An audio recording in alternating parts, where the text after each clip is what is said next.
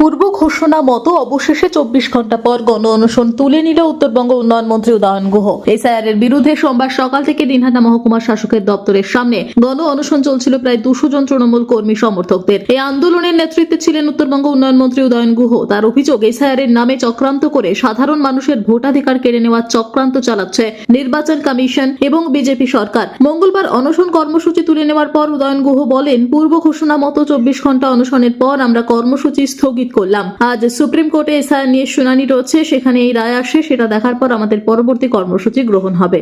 আমাদের পূর্ব ঘোষিত কর্মসূচি 24 ঘন্টার যে গণ অনশন, এসআইআর তড়িঘড়ি এসআইআর, অপরিকল্পিত এসআইআর এবং নতুন একটা ব্যবস্থাকে তুলে আনা বিচারাধীন করে 60 লক্ষ ভোটারের নাম সেই বিচারাধীন তালিকায় রেখে তাদের এক গভীর অনিশ্চয়তার মধ্যে রেখে দিয়েছে নির্বাচন কমিশন। সেই নিয়ে সারা রাজ্য জুড়ে আমাদের দলের পক্ষ থেকে আন্দোলন চলছে, সংগ্রাম চলছে। তারই একটি অঙ্গ হিসেবে গত কাল থেকে আজ পর্যন্ত আমাদের 24 ঘন্টার যে গণ অনশন, সেই গণ অনশন কর্মসূচি আমরা এখন 24 ঘন্টা শেষ করবো, প্রায় শেষ করবার মুখে এসছি। আমরা আপাতত এখানে আমরা স্থগিত রাখছি। আমাদের ঘোষণাও ছিল 24 ঘন্টা। আমাদের যেটা লক্ষ্য ছিল যে অন্তত পক্ষে 200 জন এই গণ অনশনে উপস্থিত থাকবেন, তার চাইতে অনেক বেশি নেতা কর্মী সমর্থকরা তারা উপস্থিত ছিলেন। রাতে একটা সমস্যার মধ্যে আমরা পড়ি যে তাদের বসবার জায়গা বা শোয়া তো দূরের কথা, বসবার জায়গা পর্যন্ত আমরা দিতে পারছিলাম না। এমনকি কেউ কেউ রাস্তার উপর চাদর বিছিয়েও শুয়েছিলেন। আমরা আপাতত এটা স্থগিত রাখছি। দিল্লির নতুন দাদার উপর আমাদের কোনো ভরসা নেই, আস্থা নেই, কিন্তু বিচার ব্যবস্থার উপর আমাদের পুরোপুরি আস্থা আছে। আজকে সুপ্রিম কোর্টের একটা হিয়ারিং আছে, তারপরে সুপ্রিম কোর্টের রায়, সেই দিকে আমরা লক্ষ্য রাখবো। তারপরে পরবর্তীকালে আমাদের পরবর্তী কর্মসূচি ঘোষিত হবে। কিন্তু আমরা মহামান্য সুপ্রিম কোর্টের কাছেও আবেদন করব যে যারা বৈধ ভোটার, ভারতীয় নাগরিক, তাদের প্রত্যেককে ভোট দেবার বন্দোবস্ত করে দিতে হবে এবং তাদের ভোটাধিকার থেকে যাতে কেউ বঞ্চিত করতে না পারে সেদিকে লক্ষ্য রাখতে হবে। ইতিমধ্যে আপনারা দেখেছেন যে বেশ কয়েকজন মন্ত্রিসভার সদস্য যারা আছেন, রাজ্যের মন্ত্রিসভার সদস্য, বিধায়ক, পঞ্চায়েতদের কথা তো পঞ্চায়েত সমিতি, জেলা পরিষদের কথা তো ছেড়েই দিলাম, একেবারে মন্ত্রী, এমএলএ, তাদের মতন বা প্রাক্তন বিধায়ক যারা আইন তৈরি করেছেন, যারা আইনসভায় থেকেছেন, যাদেরকে কয়েকবার তারা ভোটে দাঁড়িয়েছেন বা ভোট দিয়েছেন, সেই সব লোকের নামও বিচারাধীন অবস্থায় আছে। এই যে তুগলুকি ব্যাপার, অবিলম্বে এটাকে সুরাহা করে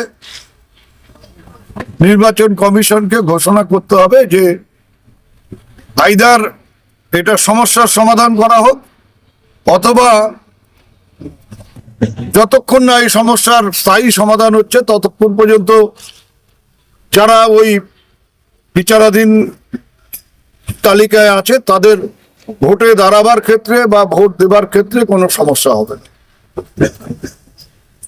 ভারতবর্ষের গণতন্ত্রকে রক্ষা করতে, বাংলার মানুষের গণতান্ত্রিক অধিকারকে রক্ষা করতে এছাড়া বিকল্প কোনো রাস্তা নেই। কেউ কেউ এই আবদার করছেন যে পিছিয়ে দেওয়া হোক, ভোট পিছিয়ে দেওয়া হোক, আগে তালিকা সংশোধন করা হোক। ভোট পিছিয়ে দেওয়া হোক মানে কি? ভোট পিছিয়ে দেওয়া হলে তো আমাদের এই রাজ্যে 7ই মের মধ্যে পুরো ইলেকশন প্রসেস শেষ করে নতুন সরকার গঠন করতে হবে, নাহলে সাংবিধানিক সংকট দেখা দেবে। কেউ কেউ হয়তো স্বপ্ন দেখছেন যে রাষ্ট্রপতি শাসন হবে, রাষ্ট্রপতি শাসন করে ভোট হবে। আমাদের কথা হচ্ছে নির্বাচন কমিশন এমন কোনো পদক্ষেপ নেবেন না বা করবেন না যার ফলে একটা সাংবিধানিক সংকট তৈরি হয়। এসআইআর করতে হলে আগে করা উচিত ছিল, বা এসআইআর হলে পারে নির্বাচনের পরেও করা যেত, যেটা 2002 সালে হয়েছিল।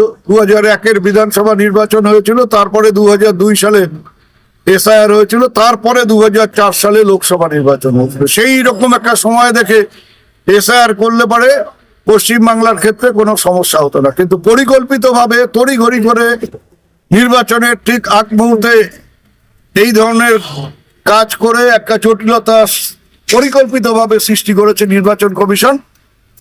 এর সমাধান নির্বাচন কমিশনকেই করতে হবে, নাহলে পুরো ঘটনার জন্য দায়ী থাকবে নির্বাচন কমিশন।